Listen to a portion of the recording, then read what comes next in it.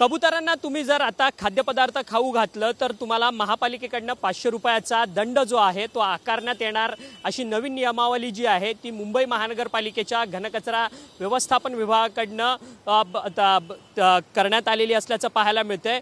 1 एप्रिलपासून या नवीन नियमावलीच्या संदर्भातली ही सगळी तरतूद जी आहे ती पाहायला मिळतोय। सध्या आपण दादरच्या सुप्रसिद्ध अशा कबूतरखाना परिसरामध्ये आहोत आणि आपण पाहू शकतो की या कबूतरखान्याच्या संदर्भात अनेक आक्षेप जे आहे ते या ठिकाणच्या स्थानिक नागरिकांनी नोंदवलेले होते। दिवसेंदिवस मोठ्या प्रमाणात कबुतरांची जी आहे ती या ठिकाणी वाढ होताना पाहायला मिळत आहे। त्यामुळे या ठिकाणी असलेल्या नागरी वस्त्यांमध्ये थेट शिरकाव जो आहे तो या कबुतरांचा होत असल्यामुळे स्थानिक नागरिकांकडून सातत्यानं या कबूतरखान्याच्या विरोधातल्या तक्रारी पाहायला मिळत होत्या। त्याचसोबतच महाराष्ट्र नवनिर्माण सेनेकडून देखील अनधिकृत कबूतरखाने जे आहेत ते हटवण्याची मोहीम जी आहे ती त्यांच्या महाराष्ट्र नवनिर्माण सेनेनं हाती घेतली आहे। कबुतरांच्या विष्ठेंमुळे आणि पंखांमुळे खरं तर दमा आणि अनेक प्रकारचे आजार जे आहेत ते होतात आहेत आणि स्थानिक नागरिकांना हे आजार उद्भवतात आहेत असं महाराष्ट्र नवनिर्माण सेनेचं म्हणणं आहे।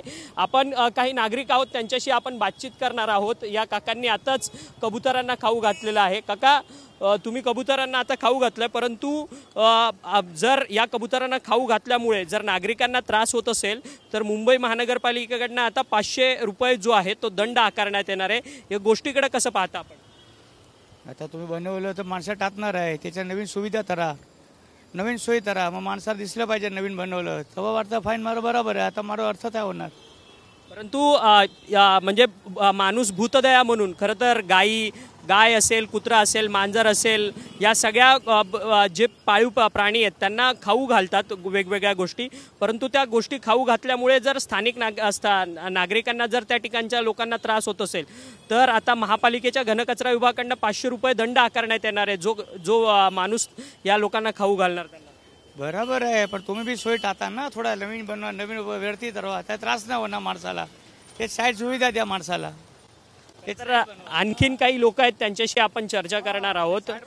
तुम्ही दे अंकल जी, आप खाना डाल रहे हो कबूतर को, तुम्ही खाऊ घालतायत, परंतु आता या खाऊ घातल्यामुळे जर कबुतरांना खाऊ घातल्यामुळे जर स्थानिक नागरिकांना त्रास होत असेल तर महापालिका 500 रुपये दंड आकारणार आहे। या गोष्टीकडे कसं पाहताय? ते आता काय करायचे आहे, ते उपाशी राहणार, त्यांना काय ना काय करायच लागणार आहे, थोडे धाड देऊच लागणार आहे। 500 रुपये दंड वसूलणार तर कोण टाकणार आहे? सगळे बंदच करणार आहे, दंड कोण देणार? या गोष्टीकडे कसं पाहता? कारण की 500 रुपये थेट तुमच्या खिशातून जाणार, तुम्ही कबुतरांना खाऊ वर्षापासून आहे, काय नवीन नाही आहे। आता किती आम्हाला 40 वर्ष झाले आम्ही धंदा करतो इकडे, समोरच आमचे कबूतरखाना, अजून पण कोणाला दमा नाही झाला, कोणाला काय नाही झाला, कोणाला कसे काय सगळे टाकतात राहतात आहे, आम्ही तसंच आहे। पण महाराष्ट्र नवनिर्माण सेनेकडनं हा कबूतरखाना हटवण्याची त्यांनी मोहीम घेतलेली आहे, या गोष्टी हे केलं असणार, चांगल्यासाठी करत असणार। आपण विविध प्रतिक्रिया लोकांच्या पाहतोय। काही नागरिक जे आहेत ते या ठिकाणी देखील कबुतरांना खाऊ घालतात आहेत। आपण त्यांच्याशी बातचीत करणार आहोत। दादा, तुम्ही कबुतरांना अन्नपदार्थ खाऊ घालतायत, परंतु आता या कबुतरांना अन्नपदार्थ खाऊ घातल्यामुळे जर स्थानिक नागरिकांना त्रास होत असेल तर महापालिका 500 रुपयाचा दंड आकारते, या गोष्टीकडे कसं पाहताय?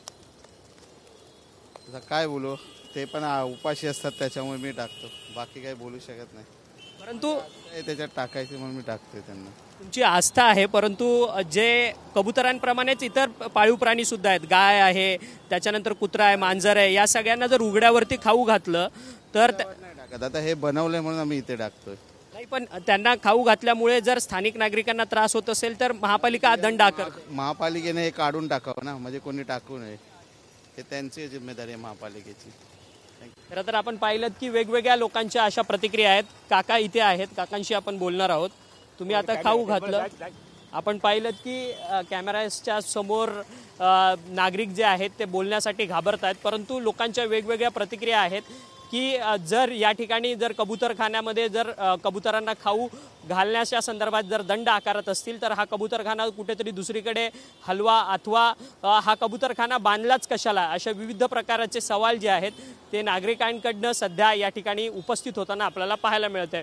व्हिडिओ जर्नलिस्ट चरण मार्गमसह अक्षय मंकणी, TV9 मराठी, मुंबई।